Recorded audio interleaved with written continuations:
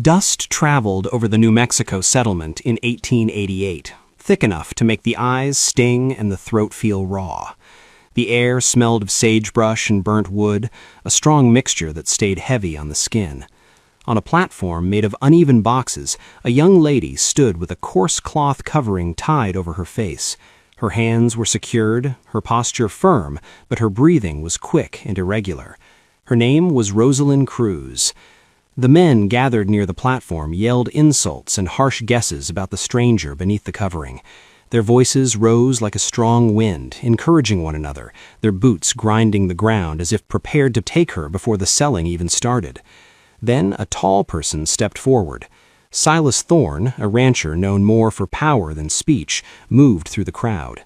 His jacket hung loose on his wide shoulders, and his dark hat threw a deep shadow across his face. The muscles in his hands were firm from years of handling livestock and heavy ropes. $2, Silas said, his voice quiet and firm. The seller paused. You haven't even seen her face, mister. I am buying a woman, not a face, Silas answered, each word steady and final. Silence crept across the area. Even the breeze seemed to stop. Rosalind lifted her chin beneath the covering, hearing something in Silas's voice that recalled an old memory. When she murmured her own name to confirm the purchase, the sound drifted across the settlement like a soft echo. Silas grew still. He knew that voice. Once, deep in a desert storm, a lady had kept him alive with a gentle song and careful hands. He had never forgotten her, but she was gone, or so he thought. Silas loosened the rope from Rosalind's wrists and led her toward the high desert hills. The settlement's cruel laughter disappeared behind them as they walked through sparse scrub and shadows heavy as smoke.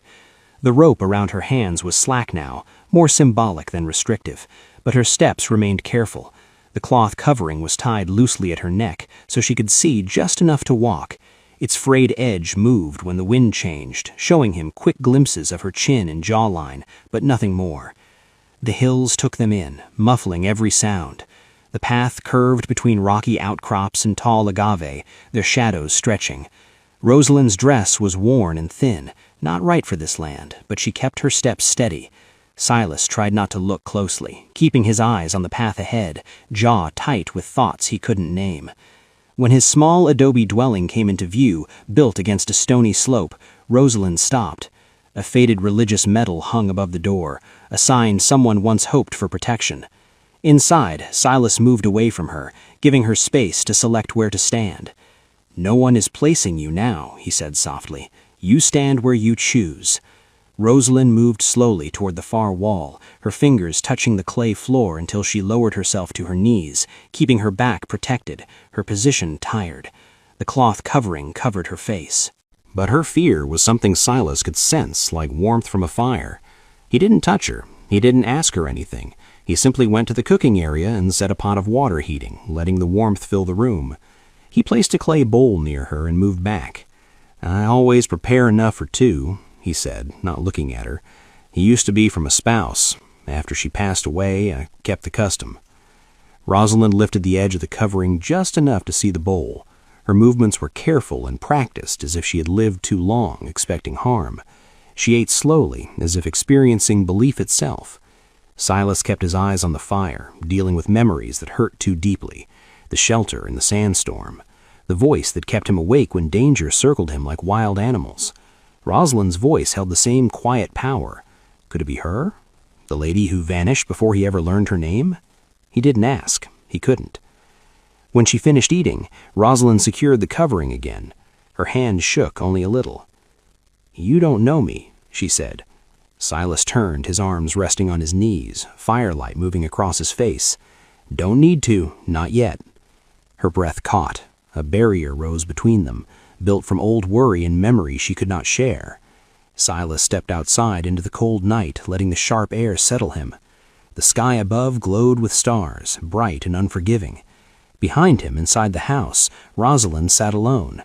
She touched the edge of the covering, holding it like a defense.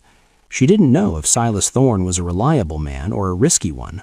All she knew was he had spent $2 to take a lady with no history, no name, and no guarantee. And all Silas knew was that he had brought a stranger into his dwelling. But her voice recalled spirits he thought he had buried. Something threatening was coming. The hills felt too quiet, the air too heavy, and both of them realized it. Spring pushed gently across the New Mexico high desert, softening the air and filling the land with a smell of new growth. Rosalind Cruz moved with silent intention now. She stayed near the house, assisting where she could, learning the habits of the territory. The cloth covering stayed tied loosely at her neck, allowing her to see the ground as she labored. Its worn edges shifted with each turn of her head, hiding most of her face but giving her enough vision to move easily. Day by day, she and Silas Thorne fell into a silent routine. She repaired shirts with steady hands, sewing the torn material with careful accuracy. Her fingers carried small marks, signs of a life she never spoke about. Silas worked alongside her, swinging his pickaxe through rocks with controlled force, each strike sounding through the open area like a pulse. But even with the simple habits, their world was full of unspoken pressure. Silas felt it every time Rosalind moved close enough that he could hear her breathe. He tried to hide it beneath old promises. His wife's memories still lived inside these walls. A vow made long ago bound him to a sadness he wasn't ready to release. Still, Rosalind's presence warmed the cold spots of the house in a way he could not disregard. One evening, clouds gathered above the ridges, dark and heavy with the promise of a storm. Silas went looking for Rosalind near the dry riverbed. He found her kneeling at the edge, collecting water from a shallow pool. She loosened the knot of the covering just enough to see the bucket's rim, singing a soft melody as she worked. The tune stopped Silas in place. It was the same song from years ago, moving through the darkness of a dust-covered shelter, the same voice that had kept him awake through a night when danger came too near. The song was gentle, steady, and held a power he had never forgotten. Rosalind turned slowly, sensing him. "Are you okay?" she asked, tightening the covering as she stood. Silas swallowed with difficulty. "Where did you learn that song?" She paused. "A long time ago," she said quietly, "when someone showed me a bit of kindness." Before he could ask more, thunder rolled across the sky. Rosalind reached for the bucket, and her hands shook slightly. Silas moved closer, by instinct, ready to assist. But then a sharp noise echoed through the hills. Not thunder. A stone shifting. Too close. Too purposeful. Silas's entire body tensed. "Rosalind," he said softly, "we are not alone." She froze. The cloth covering moved as her breathing quickened. She examined the rocks through the frayed edge, her posture tight and ready. Then came the sound of horse steps, slow, heavy, drawing nearer. A rider appeared from the shadows, Jesse Kane. His long coat hung in torn pieces, and his eyes were cold, sharp, observant. He was known across the area as a person who hunts for rewards and never failed to find who he pursued. His look fixed onto Rosalind, observing the hidden face beneath the cloth. "Good evening, Thorne," Jesse said, his voice smooth as polished metal. "Heard you got yourself a new spouse." Silas stepped in front of Rosalind, hiding her from view. "That's none of your business." Jesse smiled slightly. "Oh, it might be. Word is there's a lady on the run, a woman with a mark on her face from a wound." Rosalind's hand touched Silas's arm, shaking. The simple contact was enough to tell him the truth. Jesse knew exactly who she was. "What do you want, Kane?" demanded Silas. "Just a bit of conversation," Jesse said, "and maybe a reward if you were stubborn." The wind increased, rustling dry brush across the ground. Rosalind lowered her head, pulling the covering closer to her face. The fear coming off her was quiet, but real. Jesse leaned forward in his saddle. "Might stop by again soon. Can't say I like unfinished business." With that, he turned his horse and disappeared back into the rocky hills. Silas waited until the horse steps completely died out before speaking. "We are heading back," he said. "Now." Rosalind followed him through the hills, keeping pace despite the rough ground and shadows. Her fear made her steps quick, but she stayed close. When they reached the house, Silas secured the door and checked every window twice. Inside, the air felt heavy with questions. Silas turned to her. "You need to tell me what he is chasing you for." Rosalind pulled the knot on the covering, gripping it firmly. "I ended a man's life," she said. voice quiet but steady. "Back in Texas, he attacked me. I fought back. I didn't mean to kill him, but his people said I did. They hunted me, and I fled." Silas stared at her, trying to match the woman before him with the story she carried. "You are not a killer," he said finally. Before Rosalind could reply, a loud hit struck against the house door, hard, heavy. Silas grabbed his rifle. "Stay behind me." The door shook again, then burst open. Jesse Kane stepped inside, handgun drawn, eyes cold with purpose. "Time is up, Thorne," he said. "Hand her over." Silas placed himself between Rosalind and the danger, jaw set, stance wide.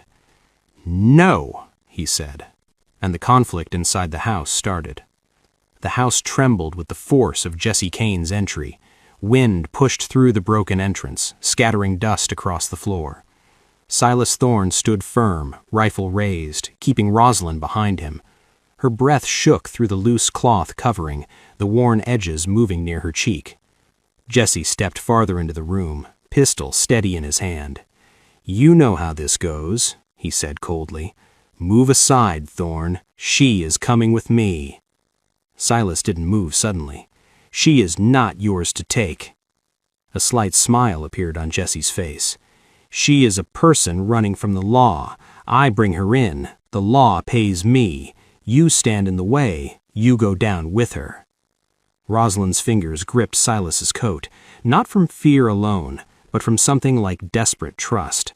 Silas could feel her shaking, but she didn't escape. She stayed behind him, held by his presence like it was the last stable thing in her world. Jesse's eyes narrowed at the closeness. "Don't tell me you care for her," he mocked. "You don't even know her face." Silas lowered his rifle a little, not toward giving up, but toward more accurate aim. "That doesn't matter." For the first time, Jesse's certainty wavered. Rosalind stepped forward then. "Please," she said, her voice shaking but strong. "You don't understand. I didn't choose any of this." Jesse swung his pistol toward her. "I understand plenty." Silas moved quickly. He pushed Rosalind toward the corner and fired. The shot cracked the air, breaking adobe near Jesse's boot. Jesse shot back. The bullet cut across Silas's arm and sent him staggering. Rosalind cried out but didn't freeze. She darted to Silas's side, tearing a strip from her shirt sleeve and pressing it against his bleeding arm. "Stay down," he directed, but Jesse was already coming closer. Rosalind grabbed the nearest object she could, a metal tool for the fire, and swung. It hit Jesse's shoulder, throwing him off balance. Silas took the chance. He jumped, tackling Jesse to the ground. The rifle slid across the floor out of reach. The two men fought, rolling across the floor with intense power. Fists hit, boots scraped, and sounds of struggle filled the small room. Jesse was strong, but Silas fought with something deeper, the need to protect the woman who had already saved his life once before. Rosalind rushed for the rifle, hands shaking. She lifted it, the barrel trembling as she pointed it toward the struggle. "Stop!" she cried. But Jesse only laughed, even with Silas's forearm pressed across his chest. "You want the truth, Thorne?" he spat. "Ask her about the man she killed, the one she claims attacked her." Rosalind froze. Jesse's eyes shone with cruel satisfaction. "He was my sibling." The room went silent. Silas's grip loosened for a moment. He looked at Rosalind. She stood stiffly, the cloth covering moving with her irregular breaths. Her hands lowered the rifle slowly, the weight of Jesse's statement pressing down like a mountain. Rosalind shook her head. "I didn't know," she whispered. "I only fought because he hurt me. I didn't even know his name." Jesse cursed and turned violently, breaking free of Silas's hold just enough to reach for his pistol.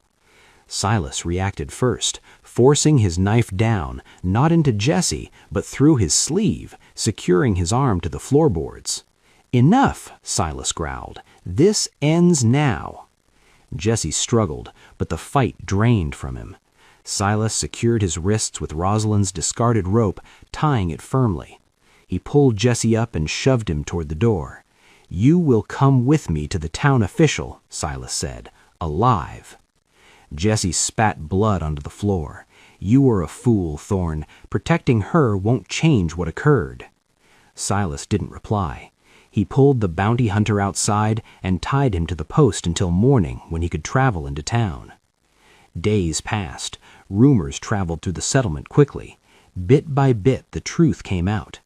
A store owner from Texas, Eleanor Tate, came forward before town official Amos Reed. Her voice was steady despite shaking hands.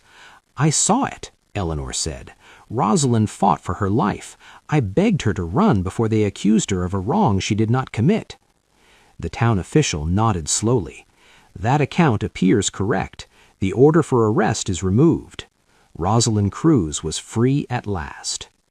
When Silas returned to the house, Rosalind stood outside with the cloth covering folded in her hands. She had sewn purple flowers along the edge, turning the rough material into something soft, something her own. "You don't have to hide any more," Silas said softly. Her fingers shook as she lowered the covering. For the first time, Silas saw her face completely. The mark ran across her cheek, a sign of survival, not shame. Her eyes were gentle but strong, full of appreciation and something deeper. "I thought I lost everything," she said, "but you gave me a place to stand again." Silas stepped nearer, his voice barely above a whisper. "You saved me once. Maybe we were meant to discover each other again." They married beneath a canopy of stars, the high desert quiet as if holding its breath. Rosalind's dress was plain, her veil made from the old cloth covering she had once worn in fear. Now it was sewn with small signs of hope. Together they planted a small cactus beside the house. Its roots took hold deep in the soil, a promise of new starts. As the sun set low, Rosalind slipped her hand into Silas's, their marks meeting, their histories finally at peace.